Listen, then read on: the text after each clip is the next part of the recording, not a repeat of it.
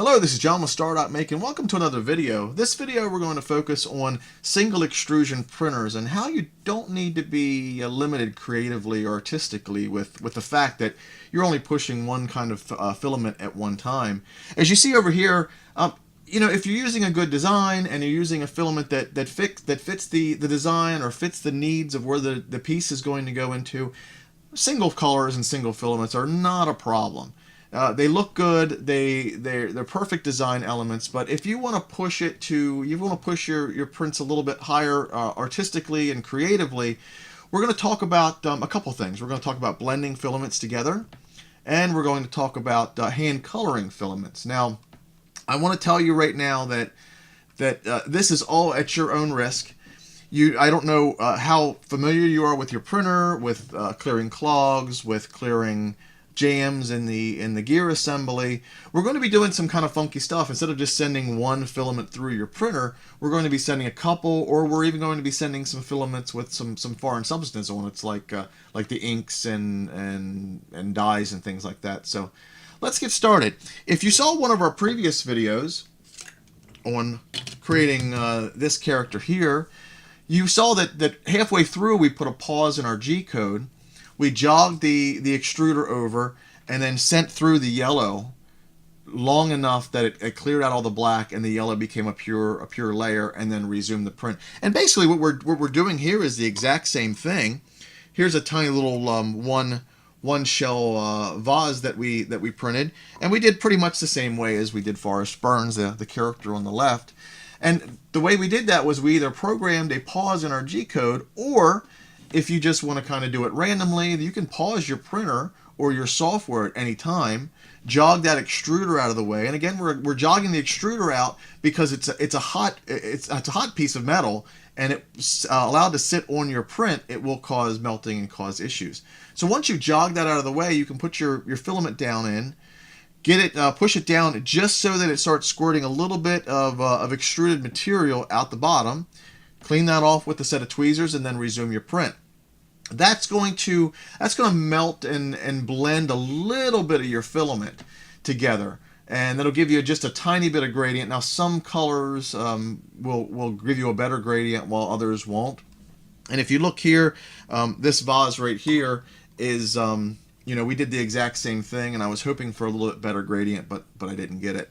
You can also do the same thing, but if you want a clean line, then you would do the same thing. You would send your extruder over, you would send your filament down through, but this time you would do like we did with the character here, and you send through all that filament until you get that primary color.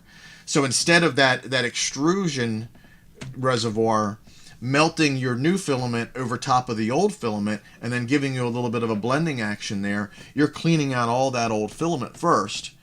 That way, as soon as your extrusion tip goes back and you resume it back to your print, it starts that layer cleanly and perfectly.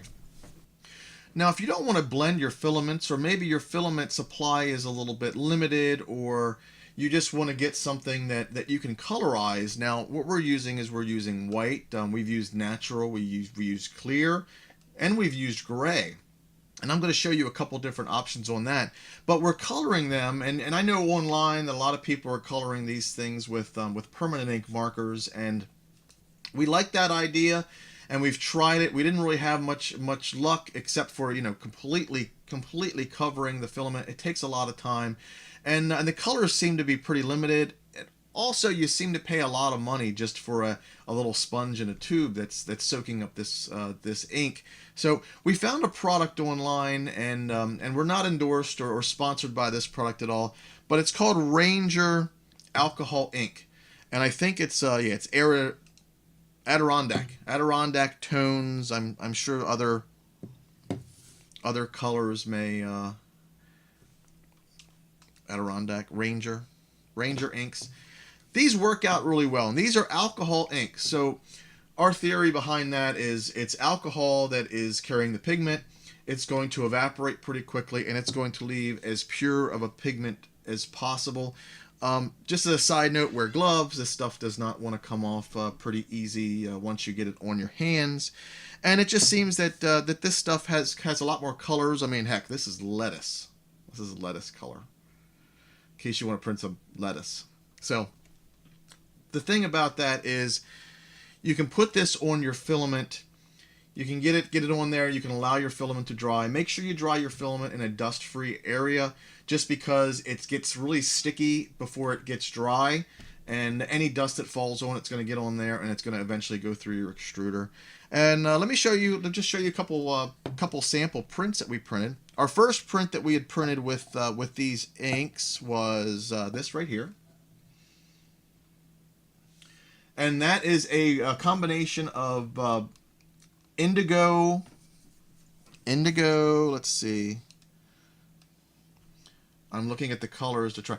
Indigo, mermaid, and teak wood. It's these come in like a pack of three different colors, and this was just the first pack that we bought that had the 3 colors that we wanted to play with.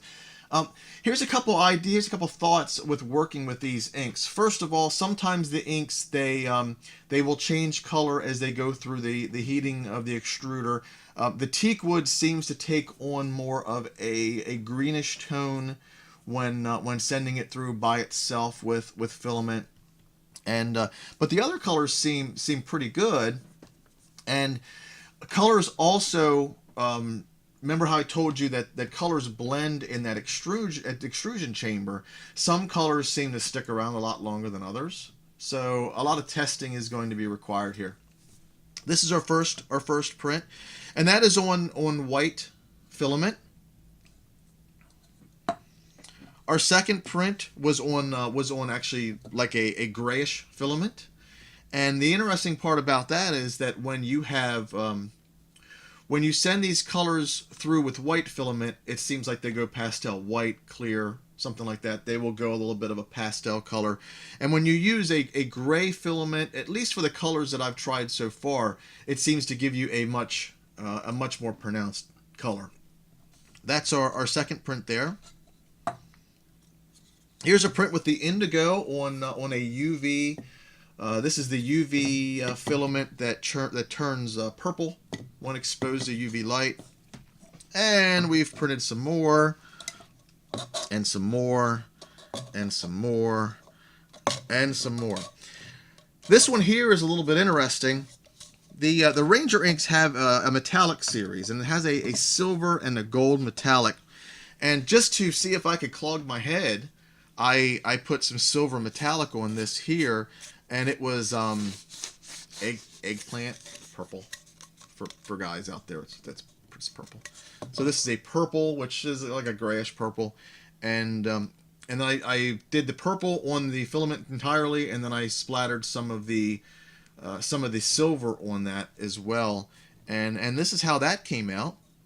Now, you can decide how to do this any way you want. What I like doing is when I'm dyeing my filament, I will roll it together and just dye it in special parts. I will then take some kind of a rubbing alcohol, and I will rub the first however long of my print. That way I can get a nice white base to that. And that may be something you're interested in. You may not really worry about that. But what I'll typically do is, by trial and error, I'll find out exactly what I need to do to get a white base, while, and you're probably not going to be able to see this with the light, but I like that the bottom inside of the vase has that streaking on it. So that's pretty interesting. This is one of the later ones that we've done. And we were playing with the red. Red on this, no matter how many layers you seem to put on there, it comes out to about a pink, especially with white. So up here, as you see this very dark red band, that is actually gray filament. And same thing, we sent it through, we paused it, we took a piece of gray filament that was coated in that red alcohol ink, and sent it through and resumed our print. And that's about it for this video. We talked about gradient blending of existing color filament. We talked about clean blending of existing color filament. And then we talked about hand coloring with alcohol ink dyes. Now, the thing about alcohol ink is it dissolves back again in alcohol. So if you're using any kind of a sealant or any kind of a cement to put your pieces together, you may have an issue with dripping or dissolving. You also need to make sure that wherever your piece goes, they need to know that harsh cleaners may damage it. And that may even be an artistic piece as well. And speaking of artistic pieces, I hope we showed you that you can be a little bit artistic, or a lot of artistic on this side, on the back end of your prints. As soon as you finish your model and hit print, that's not where you stop there. And we're gonna hit on a couple other topics in the future on things that you can do with your prints after the fact. If you decided to make one your own, please follow us on Twitter at star.make and share it with us. We really like to see any kind of projects that may have inspired you. We're also on Facebook. And until next time, we hope you enjoyed this video. If you liked it, like it, and that'll tell us that we're on the right track and these are things that you want to see. And if you give us a subscribe, then anytime we post something new, you'll see it pop up right there. So thanks again, and we'll see you next time. Goodbye.